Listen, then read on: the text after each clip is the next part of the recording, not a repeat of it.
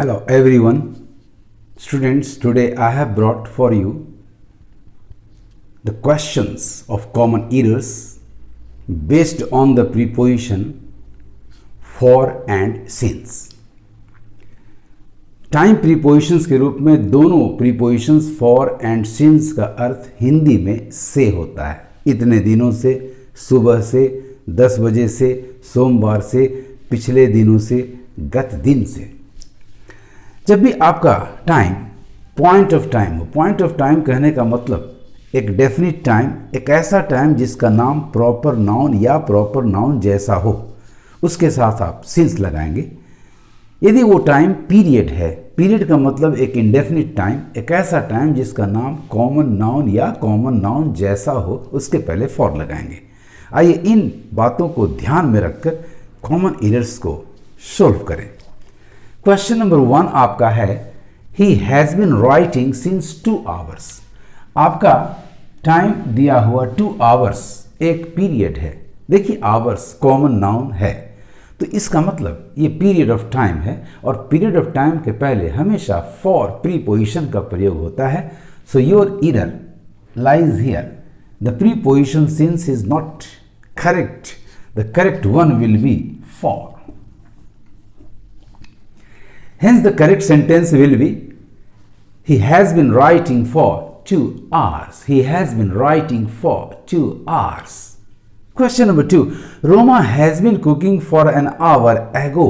An hour, hour common noun, ये period of time है, इसके साथ for का प्रयोग होना ही चाहिए। लेकिन यदि period of time में एडवर्ब एगो का प्रयोग हो जाता हो, एन आवर एगो, 2 hours एगो, अ मंथ एगो, तो वो पॉइंट ऑफ टाइम बन जाता है। अर्थात आपका सही प्रीपोजिशन सिंस होना चाहिए, फॉर नहीं।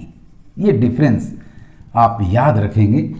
Period of time hours, months, days संख्या के साथ प्लूरल या सिंगुलर, तो ऑलवेज फॉर का प्रयोग। लेकिन यदि पीरियड ऑफ टाइम के साथ एक एडवर्ब एगो का प्रयोग कर दिया जाए तो पॉइंट ऑफ टाइम बन जाता है और उसके पहले हम सिंस का प्रयोग करेंगे। Now question number 3, I have been teaching since last 2 days। गौर से देखिए 2 days आपका पीरियड ऑफ टाइम है, अतः यहां सिंस का प्रयोग करना गलत होगा। हमें प्रीपोजिशन फॉर लाना होगा और जब भी पॉइंट ऑफ टाइम के साथ, पीरियड ऑफ टाइम के साथ 4 hours, 3 hours, 2 hours, 2 days, जब भी पीरियड ऑफ टाइम के साथ एडजेक्टिव लास्ट लगा हुआ हो तो डेफिनिट आर्टिकल देना पड़ता है, यानी करेक्शन होगा for the last 2 days। I have been teaching for the last 2 days। Now come to question number 4, you have been doing nothing for last day. याद रखें जब भी लास्ट के साथ सिंगुलर टाइम आ जाए, last day, last week, last month, तो point of time होता है। पॉइंट ऑफ टाइम के साथ सिंस का प्रयोग होता है और सिंस के साथ कभी डेफिनिट आर्टिकल नहीं आता। Hence your correction will be, for को हटाकर आप सिंस का प्रयोग कर दें। Hence the correct sentence will now be, you have been doing nothing since last day. Question number 5, the man has been looking at you for morning. एक day 24 hours के अंदर जितने भी पॉइंट्स होंगे, dawn, morning, forenoon, noon, afternoon, et cetera et cetera, ये सारे point of time होंगे, ये सारे पॉइंट्स ऑफ टाइम होंगे और पॉइंट्स ऑफ टाइम के साथ हमेशा प्रीपोजिशन सिंस आता है। So the use of for is not correct here, it must have been since. Hence the correct sentence will now be, the man has been looking at you since morning. तो कभी भी for और since के प्रयोग में confusion ना पैदा होने दें। हमेशा याद रखना period of time for, point of time since. Period of time के साथ यदि एगो एडवर्ब हो तो सिंस का प्रयोग होना चाहिए। Last plus singular period of time हो तो सिंस का प्रयोग करें without the definite article the. और यदि लास्ट के साथ प्लूरल टाइम हो, जैसा कि आपने यहां देखा, तो हमेशा फॉर और द का प्रयोग करें। Now let us come to question number 6, you should study since 2 hours daily. Since का प्रयोग परफेक्ट और परफेक्ट कंटिन्यूअस टेंस में होता है फॉर का प्रयोग इन दोनों टेंसेस के अलावे अदर टेंसेस में भी, इंडेफिनिट में भी होता है। ये आपका परफेक्ट या परफेक्ट कंटिन्यूअस टेंस नहीं है, प्लस टाइम आपका पीरियड है, एवरी डे का सेंस आ रहा है, तो सिंस का प्रयोग करना बिल्कुल गलत होगा, यहां हमेशा फॉर का प्रयोग होगा। तो करेक्शन करें आप, सिंस हटाकर प्रीपोजिशन फॉर को यूज करें। आपका करेक्ट सेंटेंस होगा you should study for 2 hours daily. यहां फॉर का अर्थ तक है, 2 घंटों तक, 2 घंटों से नहीं, 2 घंटों तक।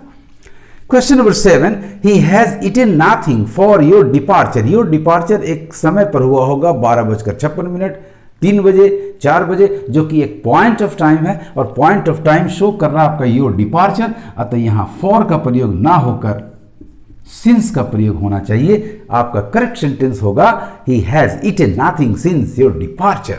Number 8, I have known her for the last 10 days। I have known her for the last 10 years।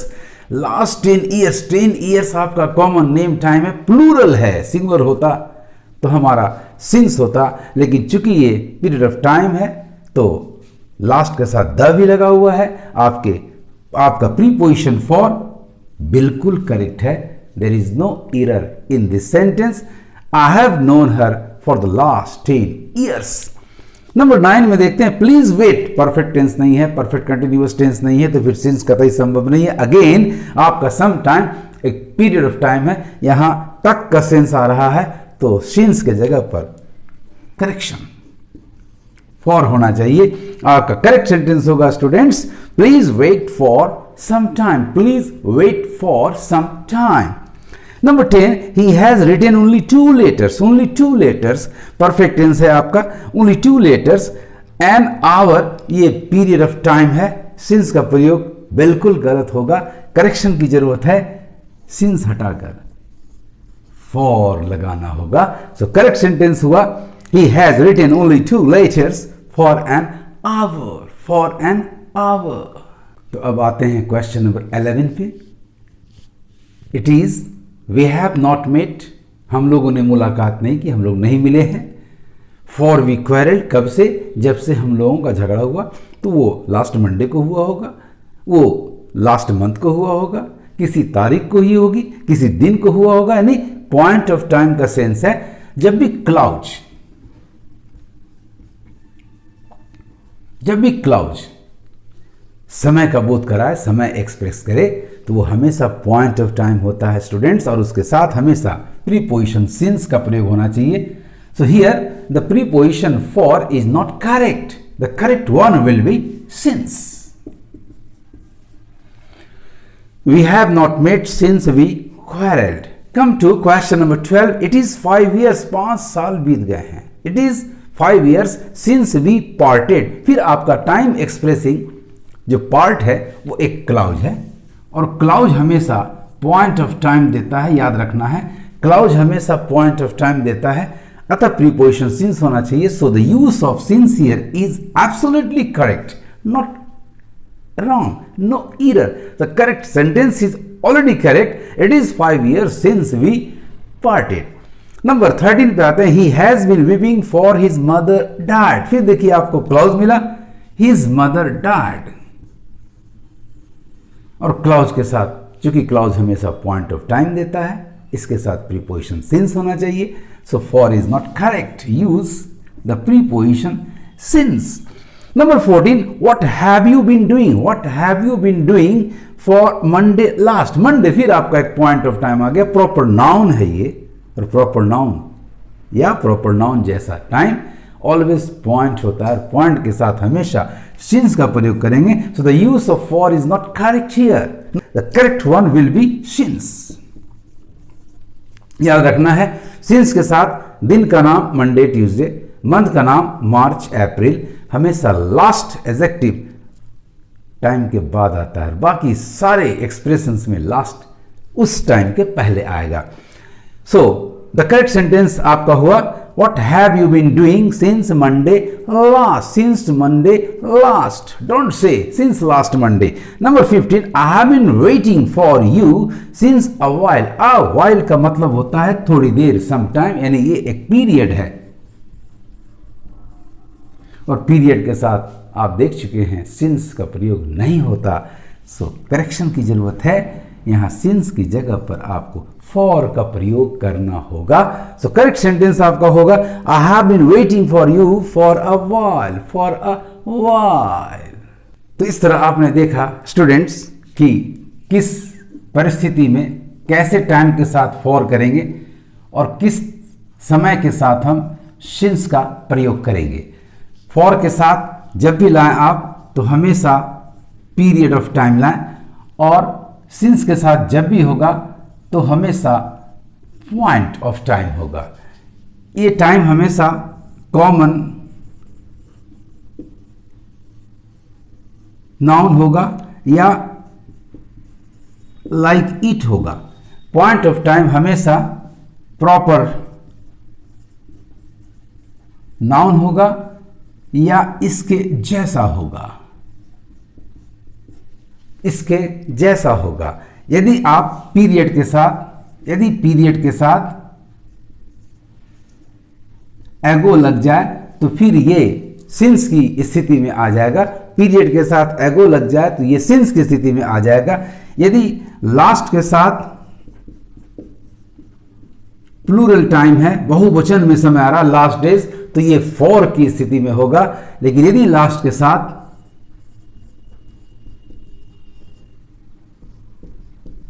Singular time आ जाए तो फिर ये सिंस की स्थिति में होगा। जब भी आपका क्लाउज हो,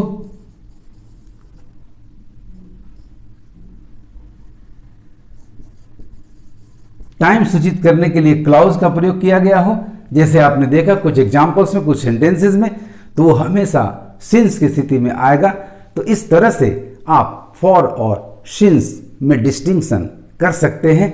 इनके डिफरेंसेस को ध्यान में रखें और इनका प्रॉपर वे में यूज करें। आज इतना ही। Best of luck. Thank you for watching my video.